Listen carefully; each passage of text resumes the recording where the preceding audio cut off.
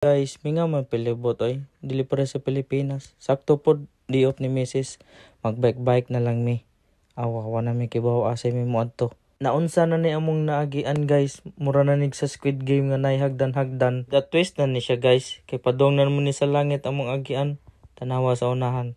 Awa nagputi na guys. Bot na kustomoy guys. Akong gihuwat ang trend nga mo agi. Look at that guys. Amazing. Curious man jud ko guys. Akong gisunod ang train. Wam jud ko na kontento guys. Ako jung gidilitan. Ako jung giklaro. Honestly guys, na-miss jud ko silang railway. Mong pagbike-bike guys, naabot mi diri sa gitawag nila og Tower of the Sun. Bampaco Park din siya guys. Dot sad kay mag-pictorial there guys. Kay nanay gi-provide nga camera stand and here we are guys, taking this moment. Unya pag-abot na mo sa loyo sa Tower of the Sun guys, nay nag-perform o exhibition. Unya namakpak man ang mga tao ni pakpak lang po ko.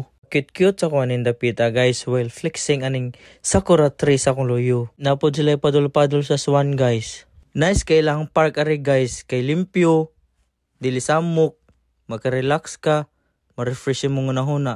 Tanawa ang ilahang Tower of the Sun guys with the sunset.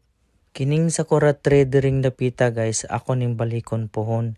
Kay mostly late March, early April ni sila mo bloom. Wait for it guys. Odong na din may uli ani guys na magpasalamat lang og dako sa akong misis nga kugihan kayo mag video sa akong mga trippings. Suporte po din sis kong pagka-vlogger no. Mamalit mi guys na wala man may kwarta, manguli na lang mi.